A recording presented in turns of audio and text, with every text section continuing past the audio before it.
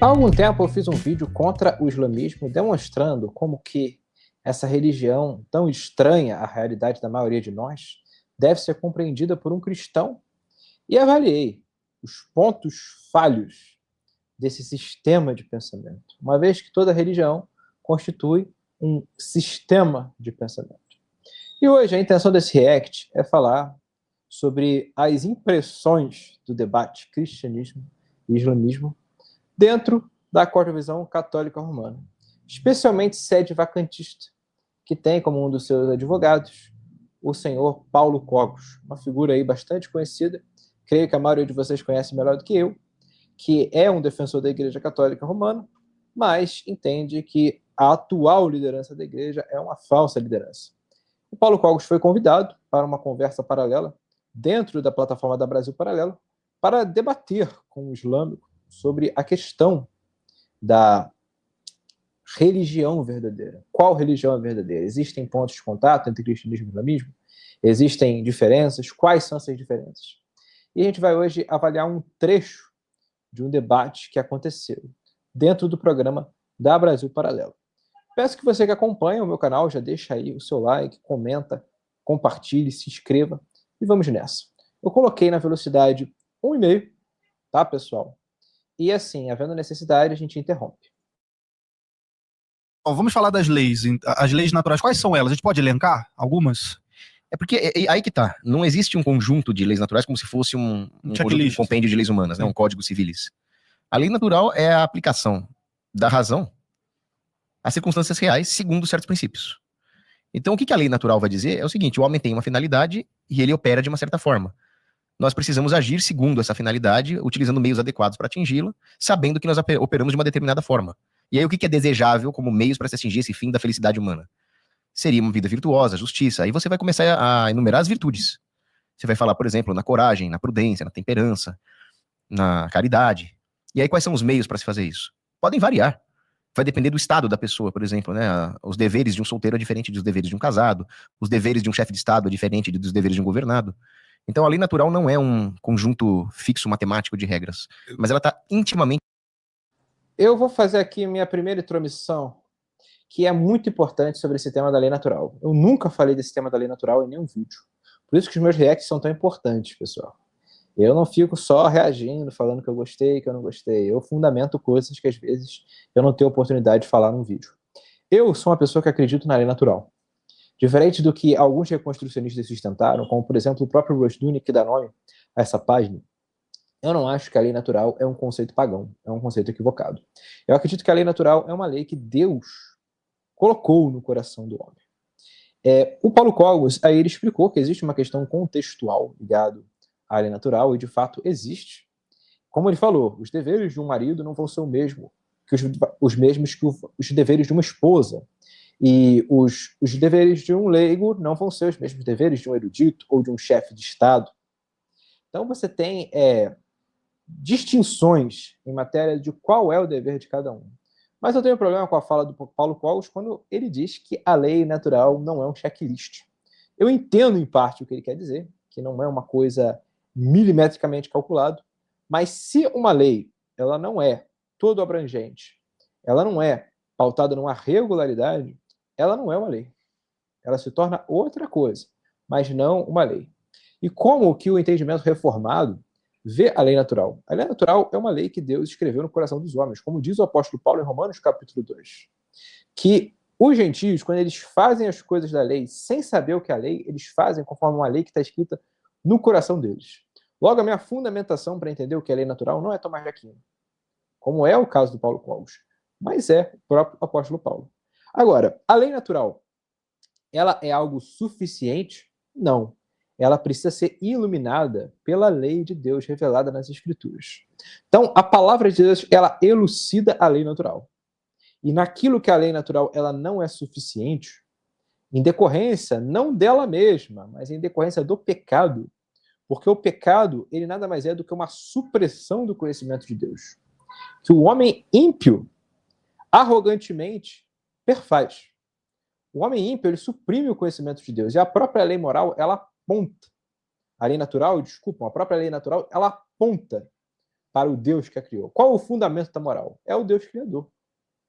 E a gente olha que mesmo os pagãos, eles entendem a necessidade, a existência de um criador. É claro que entendem com as mais variadas distorções possíveis.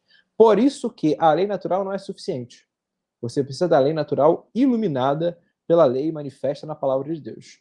E outra coisa que todos nós precisamos ter muito claros no nosso entendimento é que uma lei não contradiz a outra. As duas leis, elas se complementam.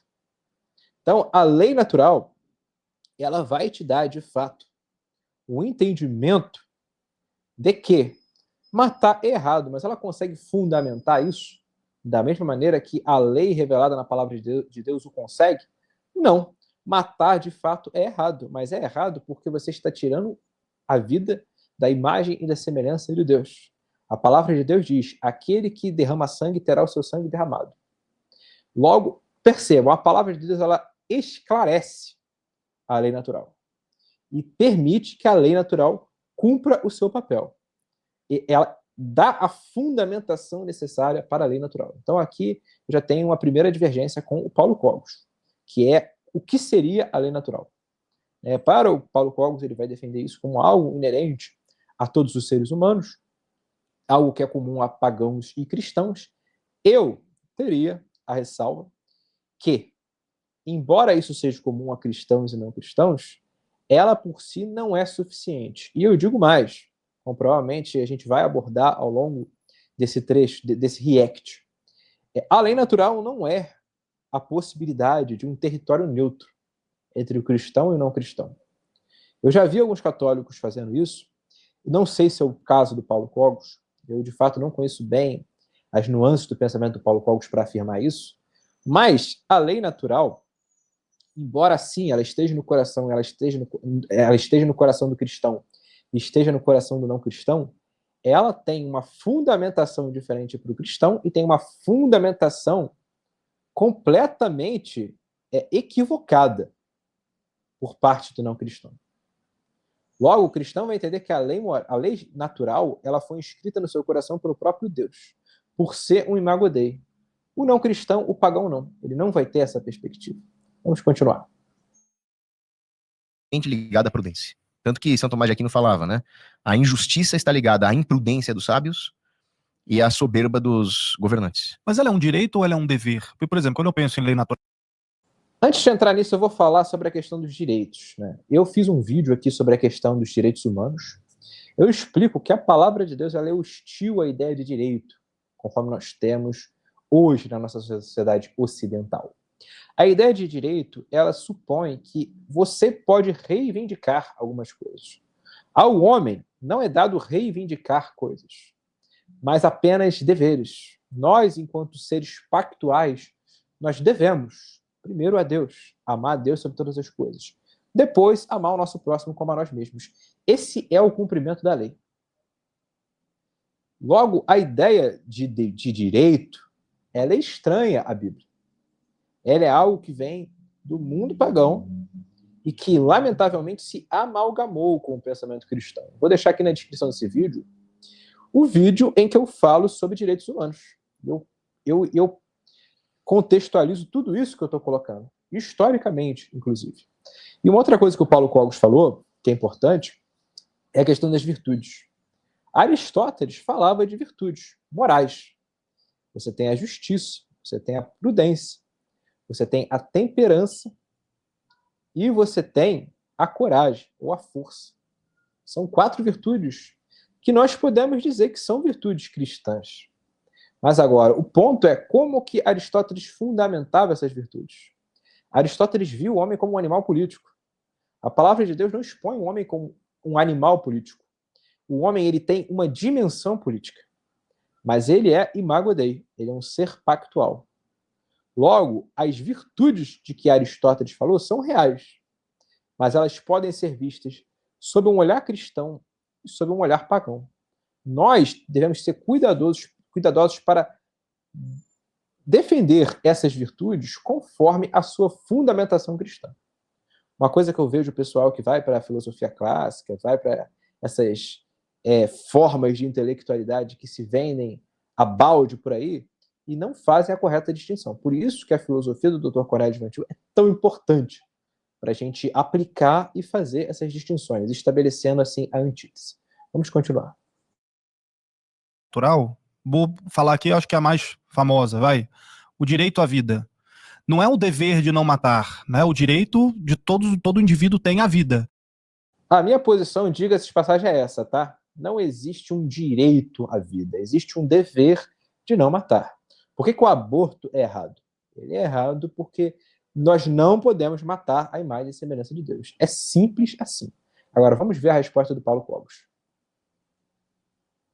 É isso ou eu tô fazendo uma miscelânea doida aqui? Tocou num ponto que eu e o Cogos vamos discordar de novo. Opa, então a gente... Vamos lá. Primeira coisa, eu acho que sim, existem leis naturais, você pode listar elas todas e basicamente elas têm a ver com a não iniciação de violência, todas elas têm essa característica de não iniciar violência contra a pessoa pacífica, é a base da ética libertária, e você tem os chamados direitos, né? Direitos são justamente aquela coisa que você não precisa recorrer à justiça, você tem esse direito já está pronto para você. Você nasceu com ele. Já nasceu.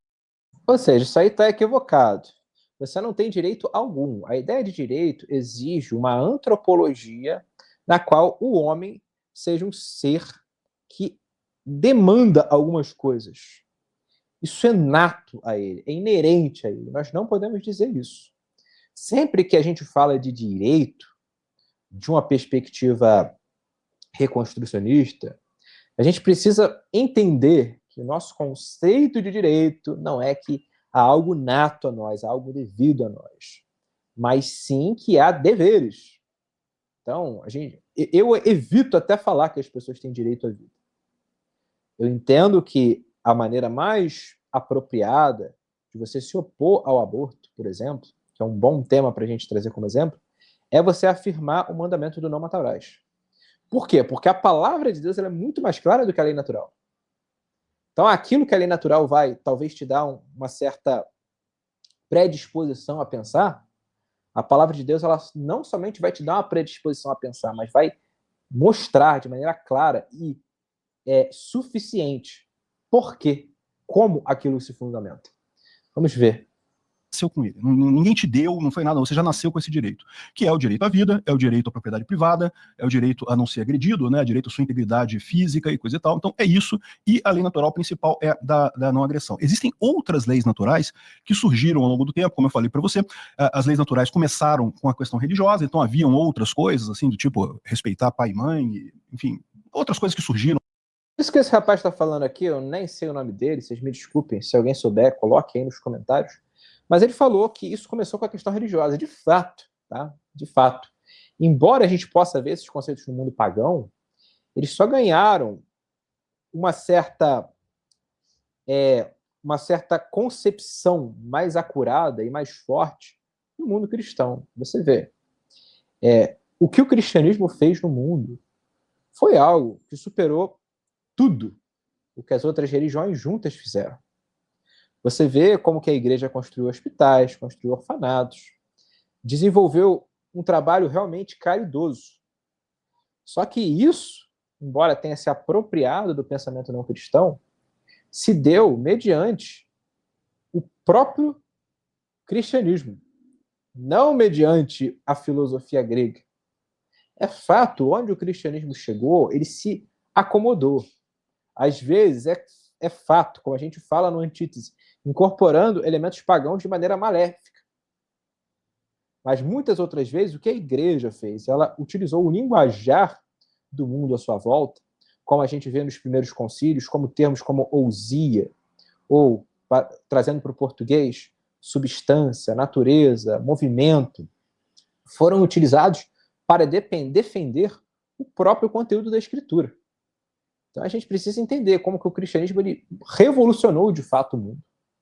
Ele revolucionou o mundo a partir do poder da palavra de Deus, não dessas concepções filosóficas. O cristianismo, é fato, se acomodou a essas concepções filosóficas, às vezes foi influenciado negativamente por elas, como a gente ataca muitas vezes aqui na página, distorções no pensamento cristão, mas outras vezes ele utilizou o mesmo linguajar para manter o seu conteúdo essencial. Vamos continuar. Ao longo do caminho, mas que a gente hoje em dia não tem uma certeza muito grande se isso realmente é. A não agressão, com certeza, é uma lei importante. A violência, outro ponto que eu discordo do Cogos, a violência ela só pode ser usada de forma defensiva. Se você foi atacado em legítima defesa, você pode usar a violência contra quem te atacou. Fora isso, não há nada que justifique. Olha, aqui eu tenho uma discordância com essa pessoa aqui. Porque ele falou que a violência ela só pode ser utilizada de maneira defensiva. Em um certo aspecto, eu acredito que sim. Eu acredito que, na sua esfera privada, você só deve usar a violência para defender ou a si próprio, ou a sua esposa, ou seus filhos, ou o seu próximo. Você deve usar a violência apenas de maneira defensiva. Isso eu concordo com ele na esfera privada. Mas agora, no que tange a esfera pública, eu volto a dizer algo que eu trouxe à tona em uma live que eu fiz há pouco tempo no canal do Felipe. Durante muito tempo, na Idade Média, se discutiu a questão da guerra justa. Quando é legítimo uma nação atacar outra nação? Quando que uma guerra ela é justa? Essa é uma discussão profundamente importante. E se você admite um pacifismo, você cai num erro fundamental. Por quê? Porque o pacifismo ele nega a realidade do mal.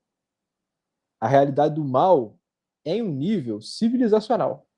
Vamos supor que você tem uma nação que é movida por uma causa maléfica. E essa nação está contra uma nação, vamos supor, cristã.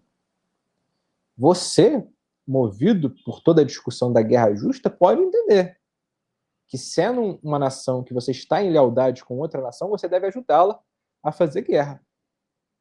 Então, há motivações nobres para uma guerra acontecer. E isso aqui é um debate de altíssimo nível, tá, pessoal? Não vou me aprofundar aqui nisso, mas só mostrando como que a minha discordância em relação a esse sujeito aí, que o nome eu nem sei, né? Peço que vocês coloquem mesmo aí nos comentários, é manifesto.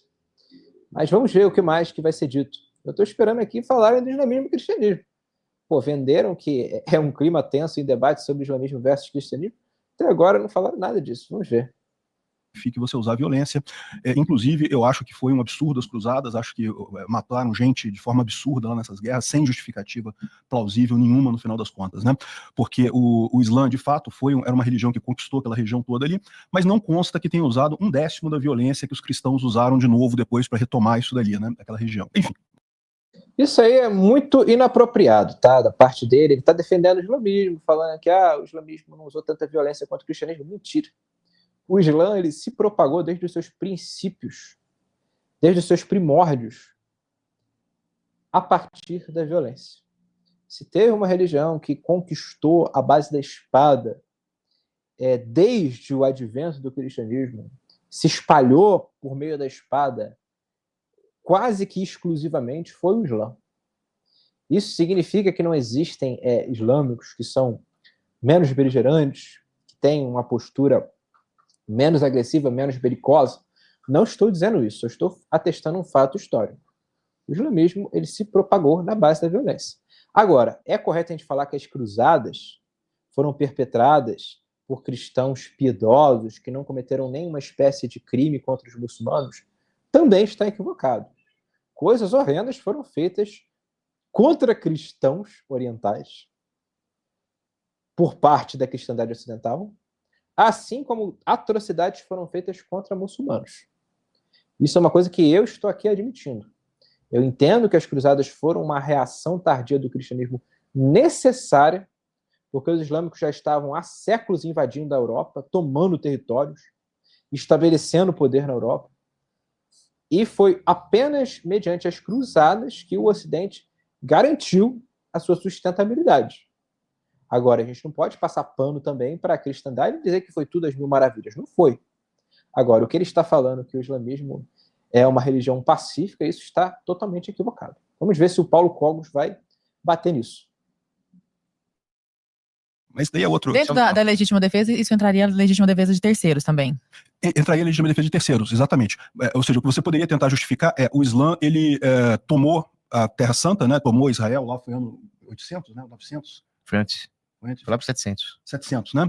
Mas ele não tomou violentamente, ele converteu as pessoas. Ele converteu o pessoal da região E você vai olhar como que o Islã converteu. As pessoas ouviram o Alcorão e falaram, não, agora eu não acredito em Jesus, eu acredito em Maomé, ou eu entendo agora Jesus como um mero profeta e creio na completude da revelação com o profeta Maomé. Isso não faz sentido. A conquista dos muçulmanos, ela se deu de maneira beligerante. O islamismo, ele é uma religião violenta. E por quê? Eu explico no meu vídeo sobre o islamismo. Por que o islamismo ele tem essa propensão a ser uma religião violenta? Eu, de fato, não gosto da abordagem que alguns cristãos têm sobre o islamismo. Eu admiti no meu vídeo que existem alguns preconceitos em relação ao povo islâmico, em relação aos muçulmanos. Eu mesmo não tomo partido na guerra que está acontecendo entre Israel e a Palestina. Eu fico de fora desse conflito, diga-se de passagem, porque eu vejo que existem atrocidades dos dois lados. Mas agora, falar que o islamismo é uma religião pacífica, o sujeito tem que ser um negacionista histórico. Vamos ver se o Paulo Cogos vai responder isso. Ele sendo um católico sedevacantista. Religião ali pro islamismo, né? Enfim, mas é uma discordância histórica. Diga, Eu Cogos. não sei, mas vamos Tá. ficar... Aquele meme, né? Quando o cara tá 5 minutos sem falar. Assim. Bom, Não, na mas verdade deixa não o foi nada Cogos dar a disso, pelo amor de resposta Deus. Olha, senão você não vai ver a O treta. Islã- Você não quer ver a não, treta? Responda, Cogos. Treta. Olha, o Islã sempre empregou a violência. Quando eles tentaram persuadir os judeus, pagãos e cristãos que viviam na região, eles falharam miseravelmente. O que eles fizeram foi juntar um grupo de fanáticos e começar a empregar crimes de guerra para se expandir. Então, por exemplo, eles fizeram uma suposta trégua com os Quraixitas, e os Quraixitas, acreditando numa trégua de 10 anos, baixaram as armas. 2 anos depois, os seguidores do Mohammed atacaram os Quraixitas e decapitaram dezenas de pessoas em praça pública. Foi um banho de sangue. Isso foi só um dos primeiros atos. A conquista do Oriente Médio, depois do norte da África, foi um expansionismo brutal. Exatamente, tá? Isso aqui é algo que o Paulo Cogos está correto. Eu concordo com ele, ainda bem que ele deu uma resposta com essa incisividade. Porque o que esse outro sujeito falou, aí é absurdo. Extremamente violento, regado a estupros, a assassinatos em massa e a imposições tirânicas. Eles chegaram até a Europa e só foram parados por milagre por Charles Martel, que conseguiu vencer os muçulmanos por um milagre de Deus, porque geralmente cavalaria ganha de infantaria num embate direto. Foi ajuda divina mesmo para parar a expansão muçulmana. E quando os muçulmanos estavam estabelecidos ali, naqueles califados, eles praticavam escravidão. Era a escravidão berbere, escravizaram centenas de milhares, 1 milhão ali de europeus. E, ao contrário do que se diz no mito da Idade de Ouro Islâmica, que havia convívio pacífico entre as várias religiões, não havia. Era um regime extremamente impositivo. Então, se você acredita na legítima defesa, até do seu ponto de vista libertário perennialista, as cruzadas foram legítima defesa contra a barbárie islâmica. Mas aí a gente vai... Peraí, gente, eu não sei se eu entendi. O cara é libertário perennialista? Eu ouvi bem? Vou até voltar um pouquinho, gente, porque eu não sei se eu peguei. Foram legítima defesa contra a barbárie islâmica. Mas aí a gente vai discordar da visão histórica nisso daí, porque você está pegando toda a visão histórica. Então, se você acredita na legítima defesa, até do seu ponto de vista libertário perennialista, as cruzadas... Eu não sei se eu peguei aqui, mas a impressão que eu tive é que é perennialista. Eu vou seguir aqui, pessoal. E se for mesmo isso aí, é engraçado, né? Porque o perennialista, como eu já falei em outras ocasiões, é alguém que acredita que você pode viver a religião desde que esteja dentro da tradição. O René Guénon entendia que você, estando no Ocidente, você tem que ser católico, romano, porque a Igreja Católica é herdeira da tradição. Agora, se você nasce no Oriente Médio, você vai ser um islâmico. Você deve ser alguém inserido na religião islâmica.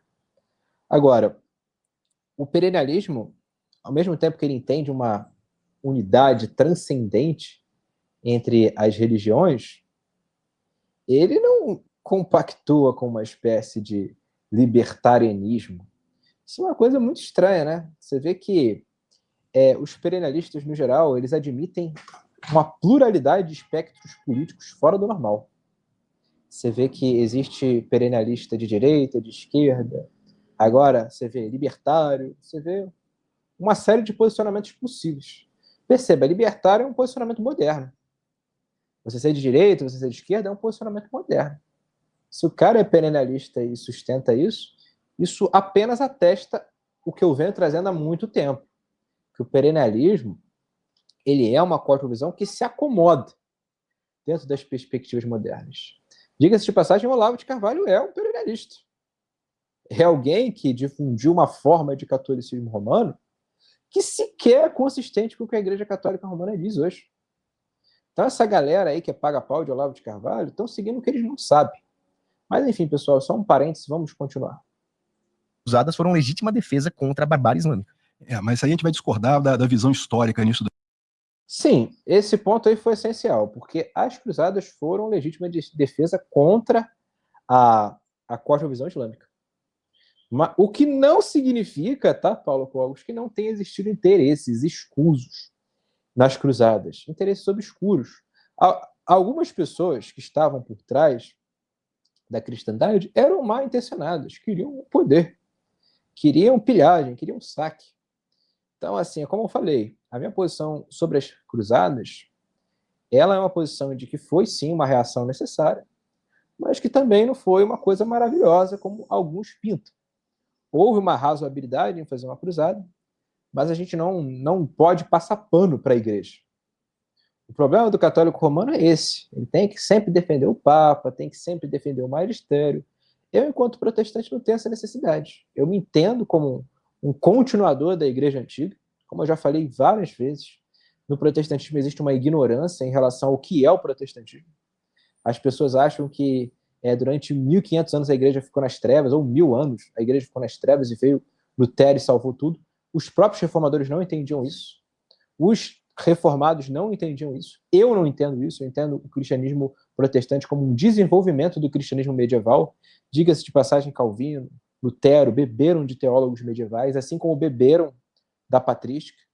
Mas a partir da palavra de Deus, que é a autoridade absoluta, que foi um dos maiores feitos da reforma, ter estabelecido isso formalmente, a palavra de Deus como autoridade suprema, nós podemos até mesmo identificar falhas durante a história da igreja. Logo, a gente tem sim que olhar para trás, aprender com os erros, realmente ter a história como um remédio, né, para a nossa memória. Como Ogren Rosenstock Hughes diz, o historiador, ele é um médico da memória. A gente tem que olhar para a história de maneira crítica, mas de maneira crítica pautado na Escritura Sagrada. E não tentar defender a igreja a todo custo. O que também não significa que a gente tem que passar pano para os islâmicos, porque ninguém fez coisa pior do que eles neste entrechoque entre cristianismo e islamismo. O islamismo, de fato, sempre foi uma religião que se propagou na base da violência. Vamos continuar. Daí, porque você está pegando toda a visão histórica mais pessimista possível para um lado e a mais otimista para o outro, né? Você citou a escravidão dos muçulmanos, é um fato, isso aconteceu, infelizmente. Teve escravidão nos cristãos também, tinha escravidão na Europa também nessa época. Então, assim, infelizmente, era uma chaga da época, né? Enfim... Mas quem tem uma teologia contrária à escravidão é a cristandade. Olha só, a questão da teologia tem um problema que é aquele negócio da interpretação do livro, né? Exatamente. Primeiro ponto é o seguinte, a escravidão islâmica foi muito pior que a escravidão cristã. E assim, foi muito pior mesmo, tá, pessoal? Isso eu estou falando no tempo em que aconteceu esse entrechoque entre a civilização islâmica e a civilização cristã. O que não quer dizer que eu estou passando pano por que aconteceu na escravidão que ocorreu nas Américas. A escravidão que ocorreu nas Américas é um tipo específico de escravidão que é uma chaga, uma coisa horrorosa. Diga-se de passagem, eu pretendo fazer a seu tempo um vídeo só sobre a escravidão. Agora, um ponto que o Cogos tocou é fundamental. Apenas o cristianismo tem em si as condições de abolir a escravidão. E eu digo mais, tá, Paulo Cogos? O Cogos não vai falar isso porque ele é católico, ele é uma igreja católica romana. Mas os primeiros a militarem pelo abolicionismo foram evangélicos, não foram católicos romanos. Neil Ferguson tem um livro chamado Império, em que ele descreve a primeira igreja onde aconteceu o movimento abolicionista, onde ele nasceu. Se você olhar o metodismo, por exemplo, o metodismo foi muito ativo na militância contra a escravidão. Muitas igrejas se colocaram contra a escravidão, inclusive católicos, depois de um tempo. Fato, tá? Não estou aqui desdenhando que católicos tenham sido contra a escravidão, porque alguns foram, sim, de fato. O próprio Dom Pedro II era contra a escravidão. Então a gente tem que entender que sim, o cristianismo ele tem na sua teologia os elementos necessários para você militar para o fim da escravidão. O islamismo não os possui. Tanto a Bíblia quanto o Corão tem passagens que são realmente totalmente absurdas em termos de violência e coisa e tal. Os muçulmanos modernos repudiam o uso de violência da mesma forma que os cristãos modernos. No final das contas, dá na mesma. Você acha que os muçulmanos modernos repudiam? Esse é um ponto que ele pode advogar o seguinte: hoje em dia você tem islâmicos que não são tão beligerantes assim quanto a mídia diz que são. E ok. Não concordo completamente, mas há uma certa razoabilidade de você dizer que nem todos os islâmicos podem ser colocados no mesmo saco. Mas agora, por que esses islâmicos são assim? Responda você. Eles são assim por conta do islamismo ou apesar deles? Se eles são assim mediante uma influência do próprio Ocidente. Seja por uma influência da modernidade, seja por uma influência do próprio cristianismo. Então a gente precisa ter isso em mente. O islamismo em si, ele não advoga a paz, ele advoga a guerra. E isso eu já falei no meu vídeo em que eu exploro a cosmovisão islâmica, que há um ponto de divergência brutal em relação ao cristianismo. Porque o islamismo é uma religião do domínio. O cristianismo, diferente do que algumas pessoas dizem por aí, é uma religião do domínio também. Ambas as religiões querem o domínio. Mas enquanto o cristianismo entende que o domínio ele se dá a partir do serviço, a partir da caridade, a partir das conversões, do agir do Espírito Santo, da atuação de Deus nos corações, para que se rendam a Ele, e assim progressivamente você vai mudando as estruturas de poder, como um fermento, o islamismo ele busca o domínio pela força, pela violência. O islamismo não é um fermento, ele é uma explosão. É por isso que ele deve ser repudiado. Vamos continuar aqui e ver se tem mais alguma coisa já caminhando para o final.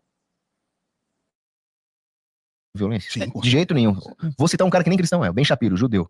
Sim. Ele mostra lá o pessoal que se diz até muçulmano moderado defendendo apedrejamento de adúltera, matança de homossexual, destruição de infiéis. Todos os muçulmanos defendem. Estou dizendo que existem muçulmanos que defendem. Aqui a gente finalizou, né? Eu acho que assim, a questão do islamismo, a gente não pode negar que ele é uma religião que se pauta na violência. Mas quem tem uma teologia contrária à escravidão Isso tem razões, razões que se dão devido à própria natureza dessa religião, o fundamento dessa religião, como que essa religião ela se formou. Enquanto o cristianismo ele veio de um movimento pequeno na Galileia, liderado por um homem que nunca pegou em armas, nunca deu a mínima margem para uma revolução armada, você tem em Maomé um líder que era militar. O islamismo é uma religião que tem como aspecto fundamental a busca por um domínio de um Deus unitário, um Deus que não é amor em seu ser e que quer a sua vontade imposta sobre toda a terra a todo custo. O Deus cristão não. O Deus cristão é essencialmente amor. O amor é um atributo de Deus. A justiça é um atributo de Deus. O Deus cristão é um Deus que se revela de maneira progressiva ao longo da história e tem o ápice da sua revelação no Cristo encarnado. Cristo que o próprio Corão fala, mas sobre o qual tem uma perspectiva equivocada. Eu falei no meu vídeo sobre o islamismo como que Maomé ele tinha uma teologia terrível. Ele nasceu num meio influenciado por um cristianismo herético. Logo, a gente percebe que o islamismo nada mais é do que uma grande heresia do cristianismo, que tem que ser combatida. Eu encerro minha fala aqui dizendo que vocês devem, de fato, compreender que o entrechoque entre cristianismo e islamismo ainda não acabou. Nós devemos, sim, nos opor a essa religião, mas nós temos que nos opor a ela de maneira consistente, de maneira séria, de maneira, primeiro, alicerçada na palavra de Deus. E, segundo, que busque, de fato, entender essa religião. Porque eu vejo que muitos cristãos, lamentavelmente, ou compreendem o islamismo na base de alarmismos da direita, ou procuram compreender o islamismo na base da mídia, né, que vai dizer que o Islã é a religião da paz, e é uma religião que apresenta zero perigo, a gente pode coexistir. Não existe neutralidade, meus amados irmãos. É uma coisa que a gente já tem falado aqui há bastante tempo. Portanto, fiquem com Deus. Você que chegou até aqui e ainda não deixou o seu like, deixe o seu like. Para você que caiu de paraquedas nesse canal, toda semana nós temos pelo menos um vídeo sobre teologia, apologética, história da igreja, filosofia, dentre muitos outros temas. Um forte abraço a todos e até a próxima.